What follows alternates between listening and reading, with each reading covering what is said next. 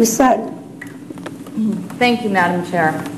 Throughout the course of our collective history, when our nation has faced its most significant debates over matters of war and public policy, there comes a time when voices of pundits and politicians need to drop away, and we need to allow the voices of the people to be heard. Our troops are brave and capable. They have fought heroically. And this resolution makes it clear that those of us who feel it incumbent to speak out in opposition to the President's escalation nonetheless support our troops. Paragraph 1 of this resolution is unequivocal. It states, Congress and the American people will continue to support and protect the members of the United States Armed Forces who are serving or who have served bravely and honorably in Iraq. All of us and all Americans support our troops. They must have and we must provide that which they need for any mission on which they are sent. We believe that they must have and we must provide that which they need when they return home. But Congress also has a responsibility to provide oversight, to ensure that our brave and honorable troops are provided a mission based on realistic assessments and an achievable goal before we ask them to risk life and limb to implement it. The President has asked Congress and the American people to support his plan to escalate our involvement in the war in Iraq by sending an additional 20,000 troops. And that doesn't count the additional 20,000 support personnel that will be part of the escalation. This war is now almost 4 years long. Congress has not spoken as loudly and as clearly as its responsibility requires. As a representative of the 13th District of Ohio, I cannot sit silent. I'm opposed to the President's plan for escalation, and as such, I fully support this resolution. The President's own military commanders and experts have advised against this course of action. In his testimony, General John Abizaid stated before the Armed Service Committee in November of 2006, less than 3 months ago, quote, I do not believe that more American troops right now is the solution to the problem, end quote. My constituents and the American people have also made their position known. In November, my constituents and people across this nation voted for a change in direction in Iraq. The plan to escalate is directly contradictory to that call for change.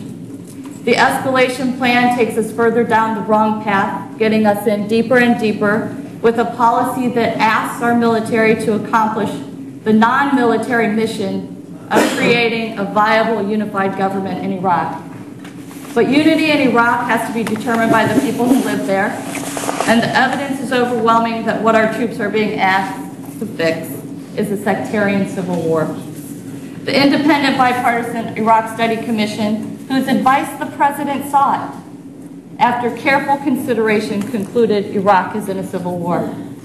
Our nation has paid a high price to provide the people of Iraq with the opportunity to support a unified government. The lives of over 3,000 American troops have been lost, more than 47,000 civilian deaths, and $379 billion spent so far, with another $8 billion spent every month on this war.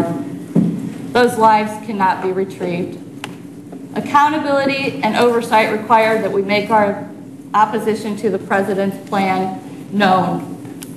138 brave men and women from the state of Ohio have been killed in this war thus far, 14 from my district. I have a responsibility to every one of those casualties and to every one that might lie ahead, and I am here representing their voices, especially those that can no longer be heard. In the face of evidence demonstrating a military solution is not the solution needed in Iraq, it's time to change direction.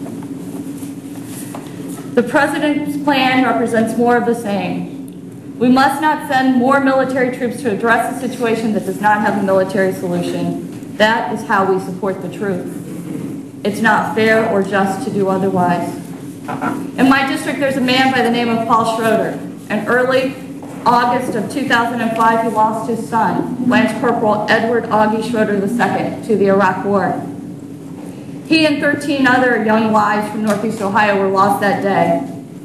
In 2006, in January, Paul Schroeder shared his thoughts and feelings in a letter printed in the Washington Post, entitled, quote, A Life Wasted.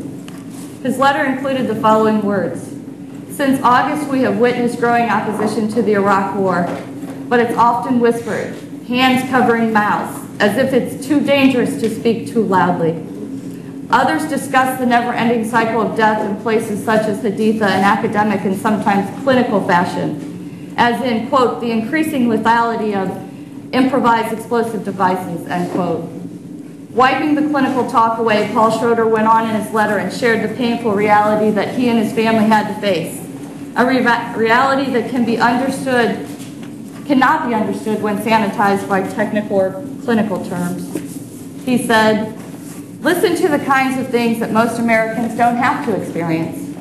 The day Augie's unit returned from Iraq to Camp Lejeune, we received a box with his notebooks, DVDs, and clothes from his laughter in Iraq. The day his unit returned from home to waiting families, we received the second urn of ashes. This lad of promise, of easy charm, and readiness to help, whose highest high was saving someone using CPR as a first aid squad volunteer, came home in one coffin and 2 urns. We buried him in 3 places that he loved. A fitting irony, I suppose, but just as rough each time.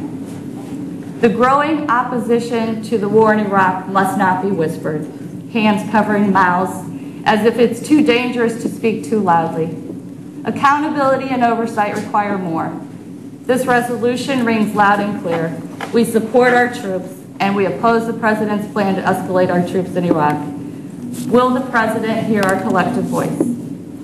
If he does not, it will not be because we sat silent." Thank you very much, Ms. Sutton.